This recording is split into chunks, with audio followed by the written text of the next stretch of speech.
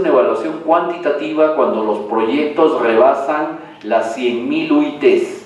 Estamos hablando de alrededor de 150 millones de dólares. En proyectos menores a esos, solo la evaluación es cualitativa, ¿sí? Entonces, lo cual es grave y extremadamente diferente a lo que se hace en Chile y Colombia. Un segundo tema que preocupa es cuando vemos cómo se gestionan las APPs en el Perú. Debo comentarles, ha salido en los periódicos, se firmó un contrato de APP para la construcción de la segunda línea del metro en la capital y este proyecto no puede iniciar, ¿por qué? Porque está negociándose la primera adenda. Esto es, se ganó el concurso hace un mes y medio, el proyecto no puede arrancar porque ya, antes de que se comience, se está negociando la primera modificación al contrato. Entonces, cuando uno escucha eso, dice, caray, ¿dónde estamos?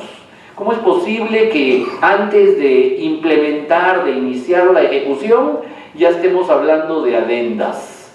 Debo comentar que en el caso del aeropuerto internacional Jorge Chávez, para los ponentes extranjeros que vinieron a este evento de ayer y hoy, ya van 34 adendas, ¿sí? Es decir, el contrato se firmó y ya ha habido más de 30 modificaciones al contrato. Con este esquema, obviamente, todo concurso público pierde total legitimidad. Si yo puedo negociar y renegociar contratos alegremente, pues sencillamente, ¿para qué hice concurso público? Mejor lo negocio, nos reunimos los amigos y acordamos. Esa es la historia lamentable en el Perú. O el día de ayer, no conozco los detalles, se anunció que el Banco de la Nación, que es el banco, está el Banco Central, el Banco de la Nación es un banco del Estado que se encarga del manejo de las finanzas públicas, va a concesionar 88 de sus sucursales. Entonces yo preguntaría, ¿en qué país del mundo un banco privado concesiona o subcontrata sus sucursales?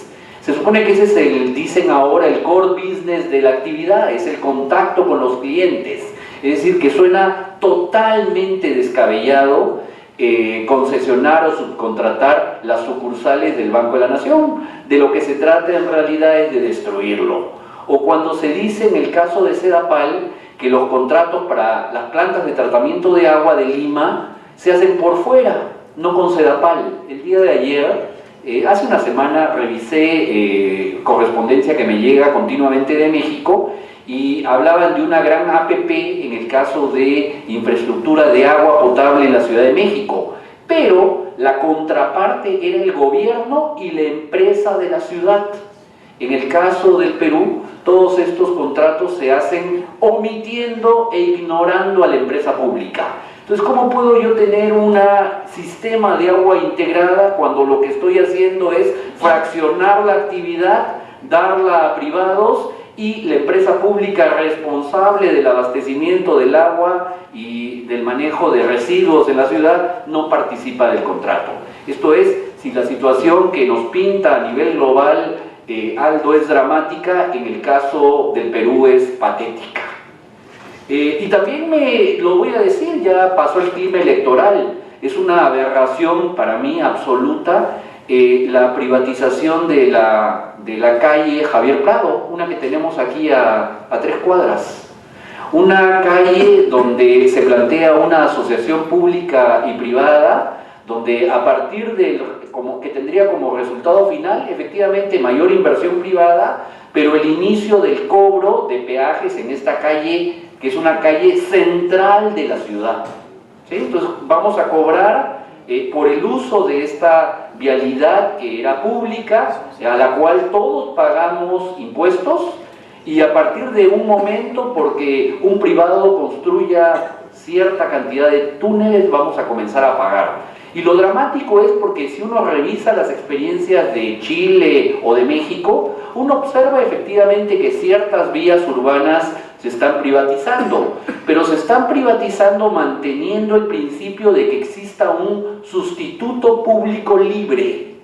Esto es, la gente pueden optar por la vía pública sin peaje o pueden optar por la vía rápida pagando un peaje porque me reduce costos de tiempo y las externalidades que se generan a los vecinos son menores. En este caso, una vía que no tiene sustitutos, una vía en la cual todos contribuimos para financiarla a lo largo de la historia, y a partir de una fecha pasa a ser privada sin sustituto alguno. No hay forma en Lima de comunicarse en forma razonable entre la zona este y el mar si no es utilizando Javier Prado o Avenida Angamos. Es decir, son 2 o 3 calles centrales muy distantes entre sí, que son las únicas vías para comunicar Lima del oeste al este.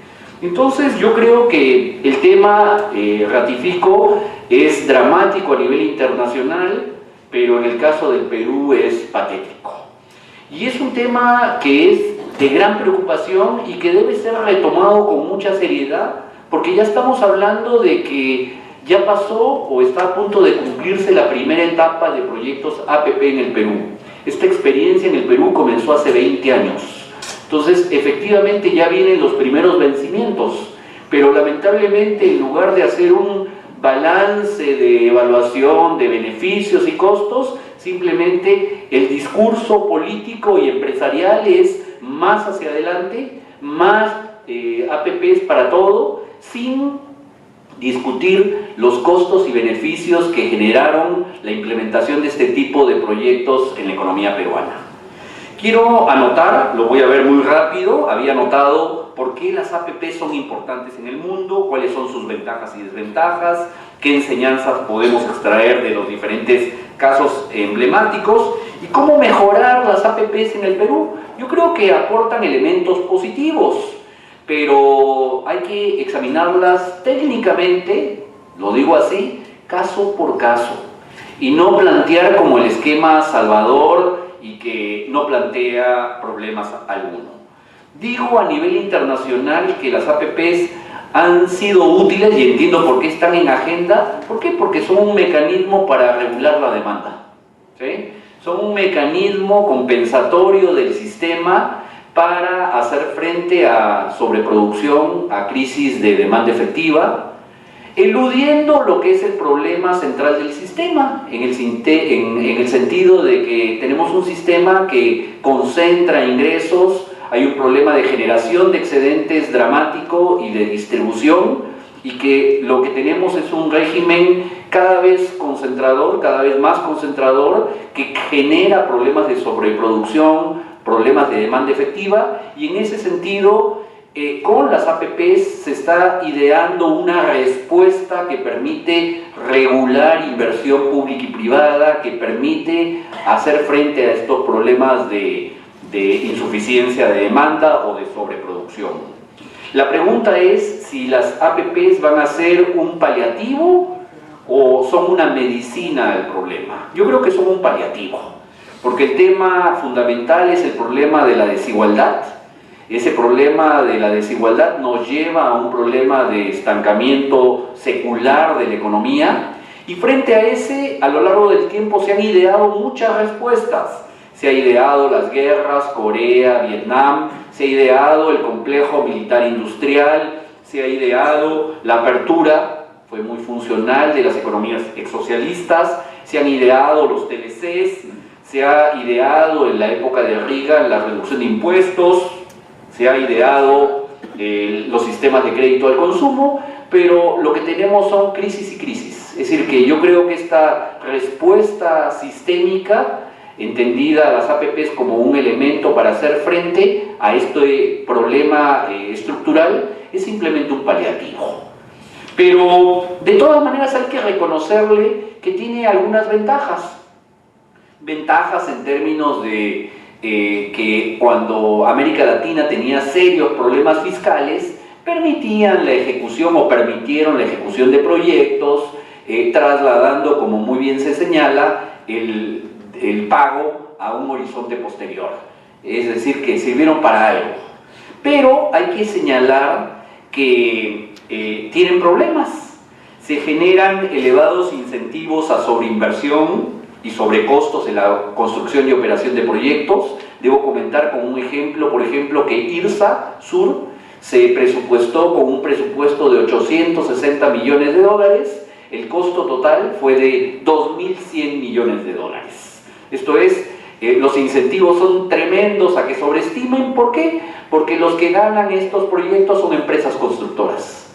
Y cuando uno examina a quienes se asignaron las carreteras y uno entra a la hoja del regulador sectorial que es OCITRAN, se va a encontrar que de 10 carreteras que se han concesionado, 15, el 80% es un solo ganador. ¿Sí? Es una empresa conocida por todos, la digo, Graña y Montero. Entonces es obvio que si el operador constructor es el mismo, serios incentivos a que se produzcan sobrecostos. Debo señalar que al garantizar ganancias, lo comentaba Aldo, se reducen incentivos para la mejora continua. Es decir, lo que hago yo con un contrato APP es garantizar ganancias y evitar, o en el mejor de los casos, que estas ganancias se queden en el concesionario, a menos que se tenga un contrato donde efectivamente haya ajustes por productividad. Un ejemplo en contrario es cuando se han asignado los aeropuertos regionales en el Perú a 2 empresas, en 2 grupos. En todos los países del mundo eran APPs autofinanciables, ¿sí? Autosostenidas, esto es, que generaban ningún costo para el Estado y generaban ingresos para el Estado. En el caso del Perú, único en el mundo, la concesión de aeropuertos regionales fue cofinanciada, cuando la operación de estos aeropuertos en conjunto era autosostenible y rentable. Esto es, por eso digo que en el caso del Perú la situación es dramática. Otra desventaja es que reconcentran ingresos, ¿sí? A favor de contratistas, se reduce la función distributiva. El día de ayer o anteayer salió que se iban a iniciar APPs en el sector salud y educación. ¿Qué va a significar eso? Si no tenemos ningún control ni transparencia, en que efectivamente vamos a tener una serie de anualidades al futuro que reducen la capacidad de gasto del Estado y que redistribuyen ingresos hacia los contratistas, reduciendo, decimos, la función esencial del Estado, que es redistribuir ingresos. Debo comentar que en el Perú no existe una metodología del MEF, del Ministerio de Economía y Finanzas, para evaluar pasivos contingentes. Cada sector evalúa los pasivos contingentes de su proyecto. Esto es, no hay una metodología homogénea para evaluar qué va a significar estos proyectos. Y si ustedes ingresan a los informes de deuda pública del Ministerio de Economía y Finanzas del Perú, se darán cuenta, tristemente, que estos endeudamientos privados no son parte de la deuda pública. Aparecen, no se suman a la deuda pública, aparecen por afuera. Y en el caso de los pasivos del sector privado, a diferencia de la deuda pública, si hay alguien del MEF que conoce esto, la deuda se contabiliza a valor contable. En el caso de los pasivos con privados, se descuentan para reducirlos. Entonces es dramático en el caso peruano que toda la deuda pública a propósito de APPs no está en el endeudamiento total del gobierno y tiene un trato diferenciado respecto de lo que es la otra deuda pública, y en el caso de los pasivos contingentes no se determinan por el Ministerio de Economía y Finanzas, sino que cada sector es responsable de su cálculo. Entonces uno lee el cuadro, que es simplemente informativo, que no se suma al total, y dice cada sector, MTC, salud, educación, es responsable del cálculo. Yo creo que el Perú es ejemplo de lo que no debe hacerse en APPs. Es imprescindible que hagamos una campaña importante en el Perú, donde, aquí lo había anotado, ¿no? Dice, hay que detenernos a pensar un poco, hay que evaluar, yo digo, hay que ver el enfoque desde ideológico, pero hay que evaluar técnicamente, y hay que actuar luego de pensar y evaluar. En el Perú no hay comparadores público-privados, no hay evaluaciones ex ante, menos evaluaciones ex post. Para este tipo de proyectos debería haber evaluaciones ex post. En el Perú hay un sesgo contra la inversión pública.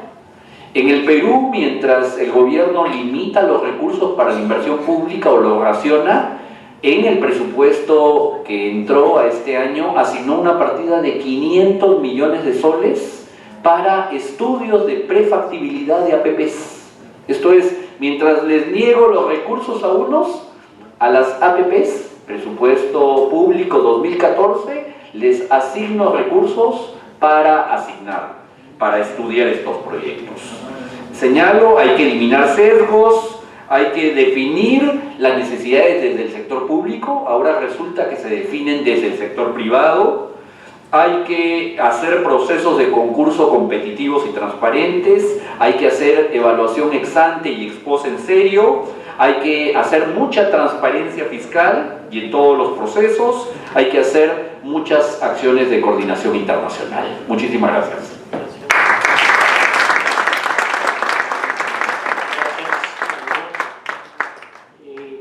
Cerrar las presentaciones, le damos la palabra al compañero Giancarlo Castiglione, que va a presentar un caso concreto y emblemático, particularmente en el tema de Perú, sobre alianzas público-privadas. Muy buenas noches con todos y con todas.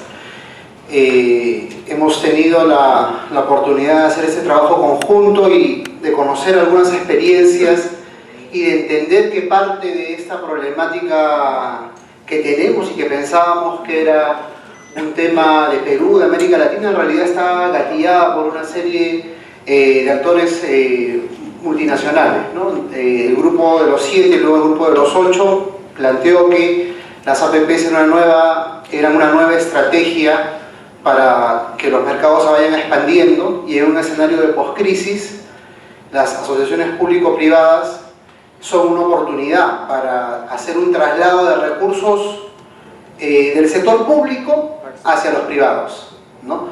Ya en la crisis hemos tenido un escenario en el que hemos tenido durante varios años una privatización de las ganancias y una socialización de las pérdidas, ¿no? O sea, cuando hay una crisis, los estados salen a rescatar a los bancos, pero si la gente pierde las casas, las perdió, ¿no es cierto? O si pierde su negocio, lo perdió. Entonces ahí hay un doble rasero y una doble moral, ¿no?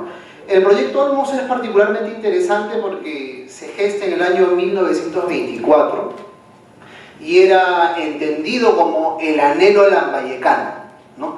Porque los pequeños y medianos agricultores aspiraban a tener una parcela irrigada en esta zona, que es una zona desértica, ¿no? Porque el proyecto trae agua que va a desembocar en el Atlántico, la trae para el Pacífico, para una zona totalmente desértica, ¿no?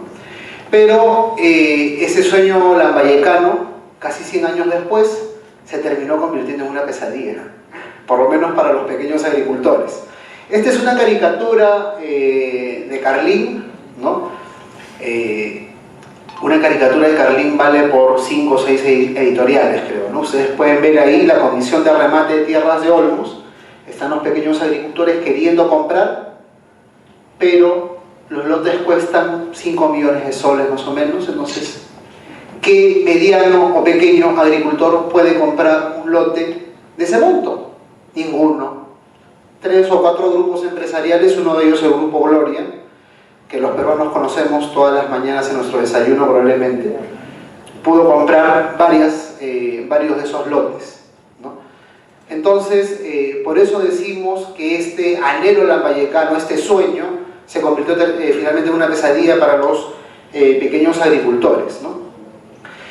Nosotros nos arriesgamos a decir que el proyecto Olmos es el padre de las APPs peruanas, ¿no?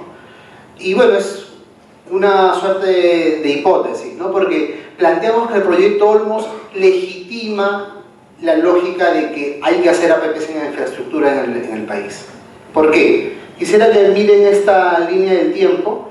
El punto de partida es el año 1924 donde el proyecto se piensa como un proyecto hidroenergético y de irrigación, y estamos en octubre del 2014, ¿no? O sea, han pasado casi 100 años para que finalmente en los últimos 20 años se termine avanzando y prácticamente entre en funcionamiento el proyecto, ¿no? Entonces,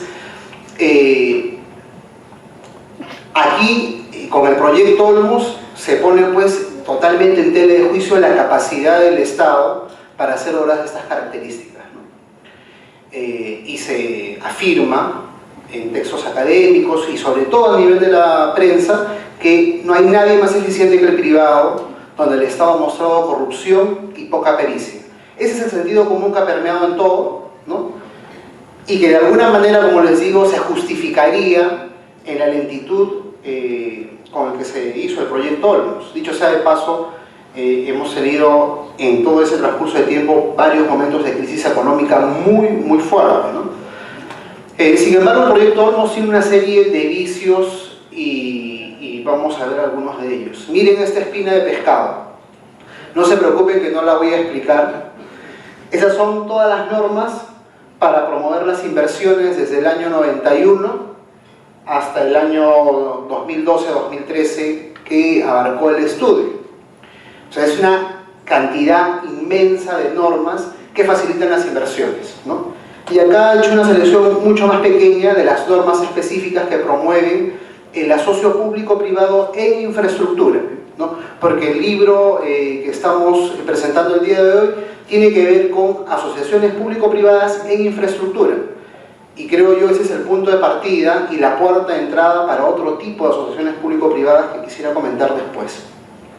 Algunos de los actores involucrados en el proyecto Olmos, he puesto arriba el Ministerio de Economía, no porque sea hincha del Ministerio de Economía, sino porque el Ministerio de Economía ha sido un actor fundamental y ha tenido un rol importante dentro de la presidencia del Consejo de Ministros, dentro de Proinversión, generando un equipo especial para ver ese tipo de temas, de cómo destrabar inversiones, de cómo acelerar las asociaciones público-privadas.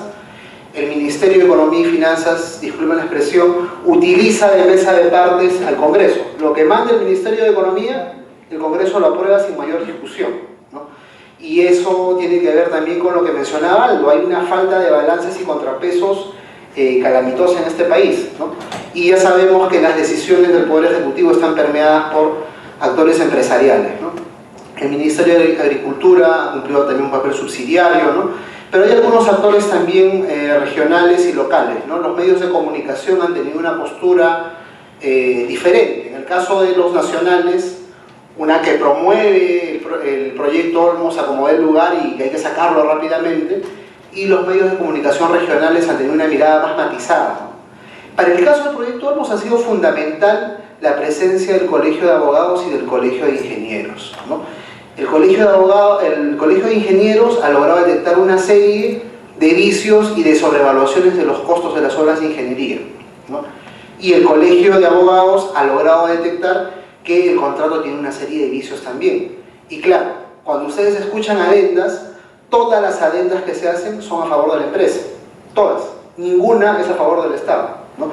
Entonces, y están también algunos de los actores sociales como los desplazados, la Federación de Agricultores nucleada a través de Conveagro, que han hecho una resistencia simbólica porque ha sido un grupo pequeño que no ha recibido apoyo de otros espacios, entonces ha sido poco lo que ha podido hacer ante la aplanadora normativa y la lluvia de millones que ha habido en este proyecto, ¿no?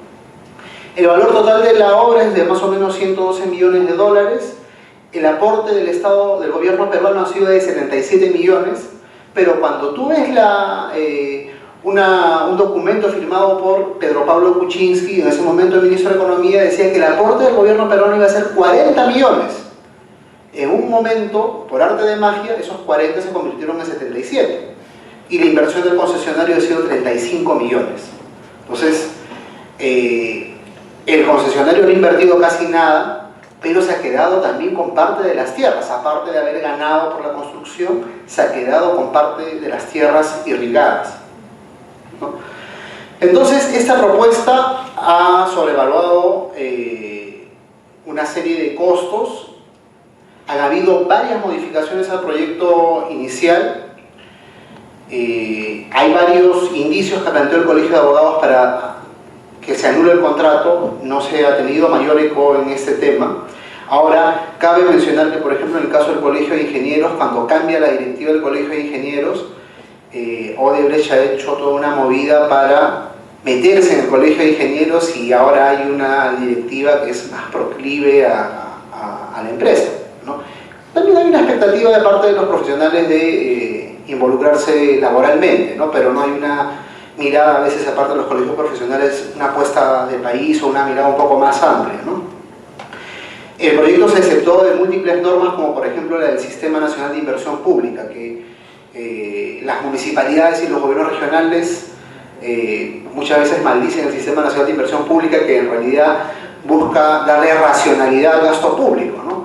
Pero parece que algunos pueden exceptuarse de las normas y de las leyes, ¿no? Decía don Jorge Basadre, tenía esta frase que había reseñado del presidente Rivero, si mal no recuerdo, que decía: para mis amigos todo y para mis enemigos las leyes, ¿no? Entonces se le aplica la ley a algunos y otros se exceptúan del cumplimiento de la ley, ¿no? Y vemos también que el proyecto Olmos termina respondiendo a una estrategia que no solamente es nacional, sino es de carácter global, de concentración de tierras a favor de grandes corporaciones. Eso está pasando en África, eso está pasando en Asia, está pasando en varios países de América Latina. La tierra se está refeudalizando, ¿no? Y es un fenómeno que deberíamos observar con mayor detalle, ¿no?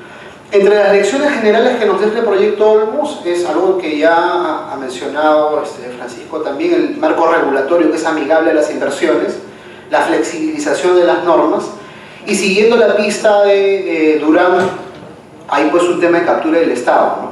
Que los que son peruanos acá sabemos, con los Correjolix y todo este tema de los lobbies, cómo es que los médicos tienen que hacer huelga 5 meses y medio, ¿no? Y la señora Cecilia Bru me manda un correo y dice porfa, y le solucionan el problema.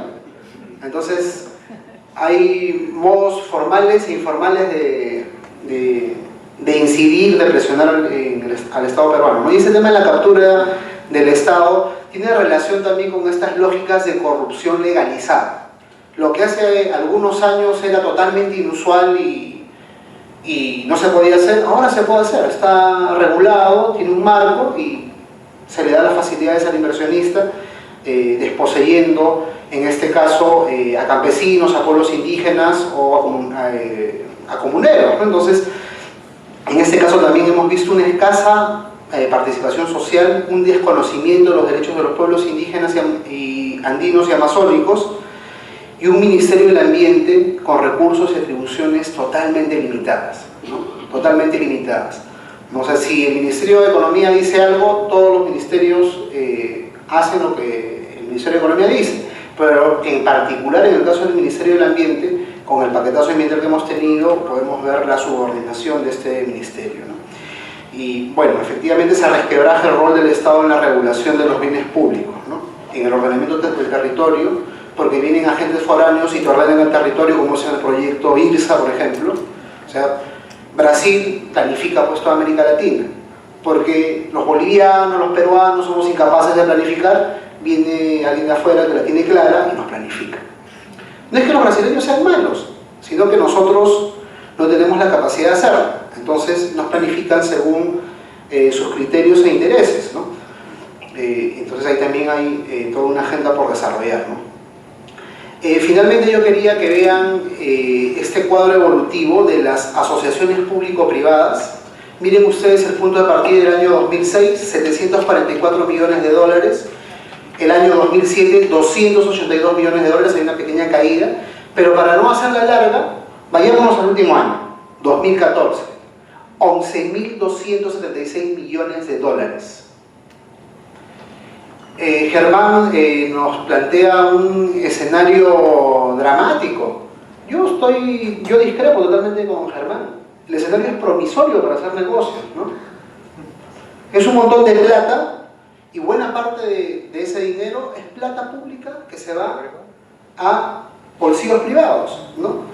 Y Esto no es una medida aislada, eso es lo que también quisiera que quede claro. Por ejemplo, después de la crisis financiera internacional tenemos las asociaciones público-privadas y este mecanismo perverso que se llama obras por impuestos, ¿no? Las empresas no pagan sus impuestos, hacen obras que no coordinan con las municipalidades, que no coordinan con los gobiernos regionales, y cuando terminan de hacer la obra le ponen su plata. Entonces, parece que fuera un trabajo de responsabilidad social empresarial, pero en realidad no le están pagando al fisco y están lavándose la cara con la plata que deberían pagar al fisco, ¿no?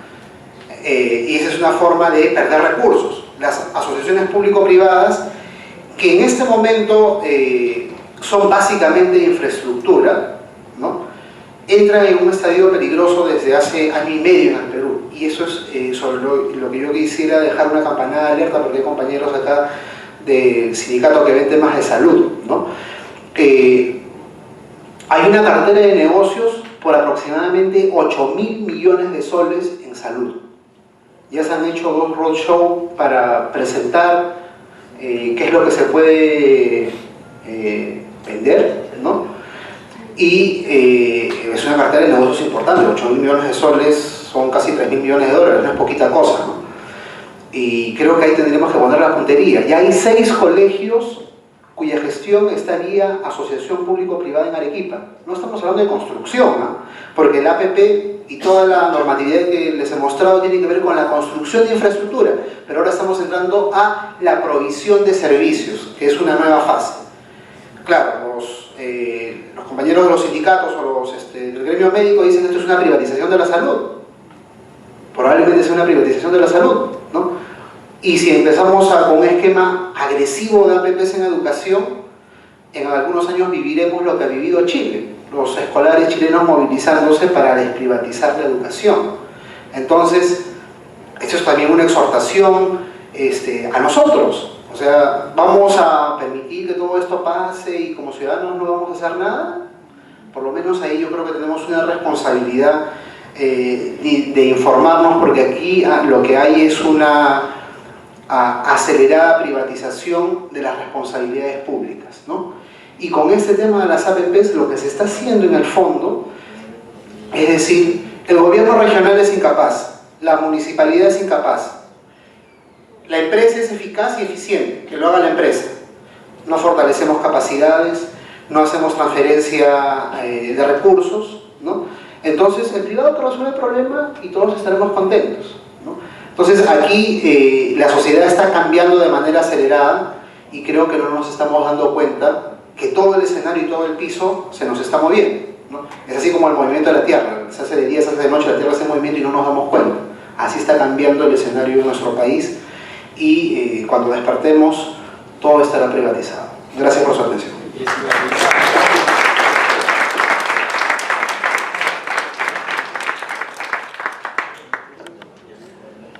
Gracias, Giancarlo. Bien, tenemos unos 15 minutos para hacer un rapidísimo intercambio de comentarios o preguntas. Y les solicitamos a todos y todas que sean muy concretos, que no hagan desde allá abajo otra presentación,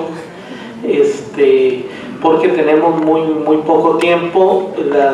Que estamos en la conferencia tenemos una actividad a las 8:10 más o menos, así que nos tenemos que retirar y en ese sentido es el poco tiempo, así que se abre para preguntas o comentarios, compañeros. No sé si hay algún micrófono, si no...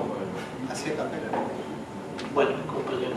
Bueno, ahora que acabo de escuchar, yo llego tarde, lamentablemente. Existe un megaproyecto en Bahía Punta Salinas con 22.500 millones de dólares ofrecidos por las AFPs canadienses. El ministro de Comercio está administrando esas AFPs. Y el gobierno está poniendo 1.000 trabas para impulsar este megapuerto y megaaeropuerto que va a llegar hasta la Sega Selva con transporte ferroviario y carretera. Un megapuerto que va a llegar a la selva con transporte ferroviario y carretera. El exministro de Canadá, que administra las AFPs, ha ofrecido asociarse con el Estado peruano, o con el gobierno regional, o con el gobierno local. El señor Alvarado presidente del gobierno regional de Lima, salió elegido la elección pasada prometiendo impulsar el megapuerto. Misteriosamente a los 6 meses cambió de parecer. Este megaproyecto está rondando por todos los periódicos, está rondando en varias revistas, se ha publicado, se ha dado conferencias en el Colegio de Ingenieros, en el Colegio de Abogados, todos lo aprueban, porque va a crear 1 millón de empleos en los 2 primeros años de trabajo. Y lamentablemente el gobierno peruano, una concesión a 30 años que va a redituar 4.000 millones de dólares de impuestos al Estado, no deja el gobierno, el señor Humala, ni los ministros, ni el señor Cornejo, ni el señor Alan García se opusieron tenazmente, porque inicialmente fue en la isla San Lorenzo. Por eso quisiera saber, nos están esclavizando, no privatizando. Ya, eso hay que tomar en consideración, por eso yo sugiero, si quieren algún comentario, pongan www.megapuerto.net en internet y ahí sale algo de la explicación. Gracias. ¿Alguien más, compañero? Hacia atrás. Yo hacia atrás. Hacia atrás. Nos pasa atrás, por favor. Gracias. Sí, gracias. Es una manera de privatizar la ganancia y para compartir los costos con toda la sociedad. Es un ejemplo típico de esto. También otra cuestión que es la privatización de las APPs en Brasil también es muy patética. Y ejemplos como la carretera que hablaba aquí, como la calle en São Paulo, es similar también en el proceso. Pero mi pregunta es el papel de los bancos de desarrollo en las APPs, porque las APPs son financiadas por bancos de desarrollo públicos en América Latina, y ahora con más bancos de desarrollo que están apareciendo en el mundo, como por ejemplo el banco de BRICS, que es un banco de desarrollo para facilitar las inversiones de China en América Latina, en el África, con otro discurso, claro. Entonces me gustaría de escuchar un poco de comentario sobre el banco de desarrollo y el papel de las APPs. Gracias, compañero. Allá atrás hay una compañera, atrás.